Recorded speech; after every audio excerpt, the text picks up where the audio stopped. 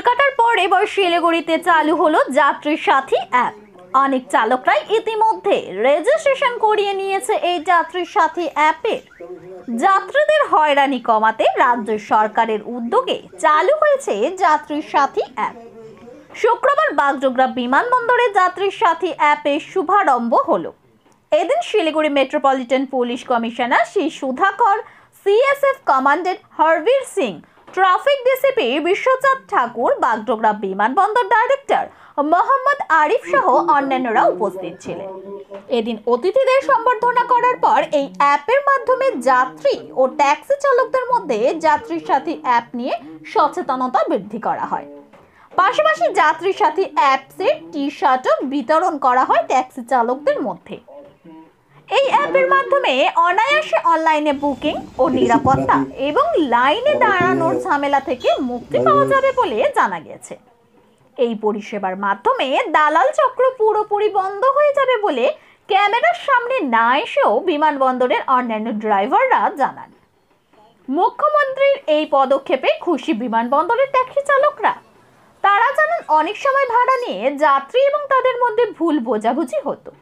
এবার আর ওই সমস্যার মুখে পড়তে হবে না যাত্রী সহ ট্যাক্সি চালকদের। শিলিগুড়ি পুলিশ কমিশনার শ্রী সুধাকর জানান, এই অ্যাপ চালু হওয়ার মধ্যে দিয়ে যাত্রী এবং চালকদের মধ্যে একটি ভালো সম্পর্ক স্থাপন হবে বলে জানান তিনি। স্যার, এই অ্যাপ হওয়াতে কতটা লাভ হবে যাত্রীদের? মানে খুব লাভ হবে এটা। এর মধ্যে কোনো মিডলম্যান নাই, এটা শুধু ড্রাইভার আর যারা যাত্রী আছে এদের মধ্যে শুধু হবে এটা ট্রানজ্যাকশনটা।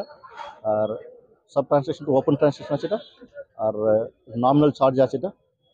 ড্রাইভারের মানে লাভ হবে প্লাস পাবলিকের লাভ হবে এটা।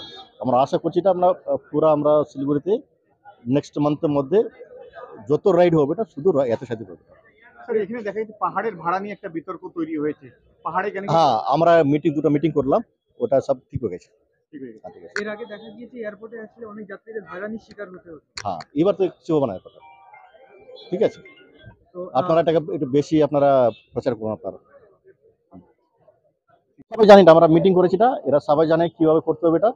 আর আপনারা নিজে কথা বলুন, ওরা বলবে এটা। नहीं सर, प्रथम तो मैं गवर्नमेंट ऑफ वेस्ट बंगाल का इसके लिए शुक्रिया अदा करना चाहूँगा। हमने देखा है कि जैसे जैसे हमारी जीवन शैली में प्रगति हो रही है ना, हमें ईज़ ऑफ कन्वीनियंस चाहिए। पहले क्या होता था कि प्रीपेड टैक्सी अगर आपको बुक करना है तो आपको फिजिकली काउंटर पर जाना पड़ेगा, क्यू लगना पड़ेगा, फेयर को लेके भी कभी कभी समस्याएं होती थी। अब चूंकि ये सब ऑनलाइन प्लेटफॉर्म के थ्रू होगा, dedicated app government of west Bengal ने लॉन्च किया है जिसका नाम यात्री साथी रखा, आप लोगों को मालूम ही है। तो इसमें पैसेंजर को ईज़ ऑफ कन्वीनियंस होगा, वो अपने स्थान पर बैठे हुए ही बुकिंग करा पाएंगे और फेयर प्री डिटरमाइंड होगा। तो पैसेंजर के लिए कोई बार्गेनिंग का स्कोप भी नहीं रहता है, उनका डेस्टिनेशन के हिसाब से फेयर ऑटोमेटिकली आता जाएगा। प्लस ये सारी गाड़ी रजिस्टर्ड होंगी गवर्नमेंट ऑफ वेस्ट बंगाल के प्लेटफॉर्म पर, तो पैसेंजर का सेफ्टी एंड सिक्योरिटी भी एक फैक्टर है जिसको प्रोटेक्ट किया जाएगा। तो लाइक जैसे ओला उबेर में होता है कि उनका डेडिकेटेड कॉल सेंटर है, सारी गाड़ियाँ जीपीएस मॉनिटर्ड होती है, ट्रैकिंग होती है। तो आई होप कि गवर्नमेंट ऑफ वेस्ट बंगाल के ऐप में भी ये सारे फीचर्स होंगे और इसके साथ साथ जो पैसेंजर्स को safety, security and reasonability of fair जो होगा, वो तीनों फैसिलिटीज़ एक प्लेटफॉर्म पे मिलेंगी। सो आई एम वेरी हैप्पी कि इस तरह का इनिशिएटिव लिया गवर्नमेंट ऑफ वेस्ट बंगाल ने, which was a much needed facility in fact, and it will give a win win situation to the taxi drivers, car owners as well as the passengers, because everything will be transparent. So that is a good thing, and we are actually endeavored to introduce those sorts of facilities which give transparency to its users. So in this way it is a win-win situation for all the stakeholders. Thank you. App যেটা চালু হয়েছে এটা তো মানে হঠাৎ করে চালু হয়েছে, আমরা তো কিছু জানতাম না, কিন্তু কালকে থেকে আমরা দেখলাম যে এখানে অ্যাপটা চালু হয়েছে।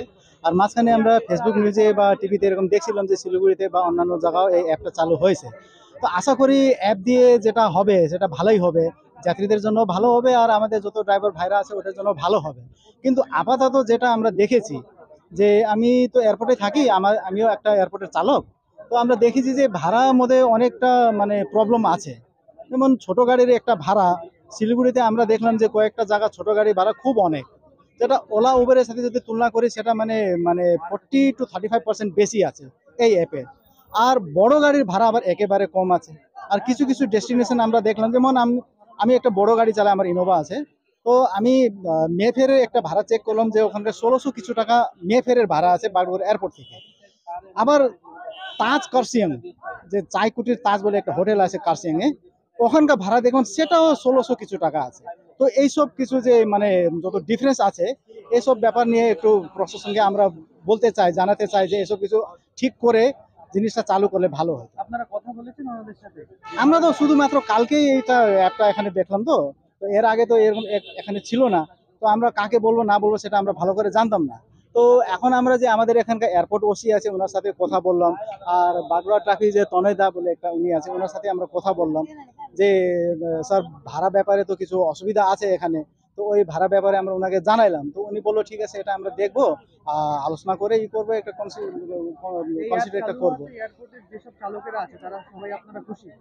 দেখেন খুশি বলতে গেলে ফট করে এখন তো বলা যাবে না, এখন এটা কত সাকসেস হবে সেটা উপরে নির্ভর করবে যে আমরা কত মানে বেনিফিট পাচ্ছি আর যাত্রীরা কত বেনিফিট পাচ্ছে। কেন এর আগেও যখন বাগডোগরা এয়ারপোর্টে প্রিপেড চালু হয়েছিল, আজকে থেকে ধরেন মোটামুটি 14-15 বছর 16 বছর আগে যখন প্রিপেড চালু হয়েছিল, তখনও আমরা ভাবছিলাম যে এই প্রিপেড চালু হওয়াতে আমাদেরকে খুব ভালো হবে, কিন্তু এরকম কিছু হলো না। গত 14 বছর ধরে একটা ভাড়া রিভাইজ করার জন্য আমরা অনেক আন্দোলন করলাম, অনেক ডেপুটেশন দিলাম, অনেক বৈঠকই করলাম, তার ক্ষেত্রে কিন্তু কিছু হলো না, শুধু আশ্বাসন দিল আমাদেরকে, তার ছাড়া কিছু পাইলাম না। তো আবার এটা দেখতেছি যে এটা অ্যাপ চালু হয়েছে, আমরা আশা করি যে অ্যাপ দিয়ে আমাদের ভালোই হবে, যে ভাড়া যেটা ছিল সেটাও ভালো হবে, যাত্রীর পক্ষেও ভালো হবে, ওনাদের সুরক্ষার জন্য ভালো হবে, আমাদের সুরক্ষার জন্য ভালো হবে।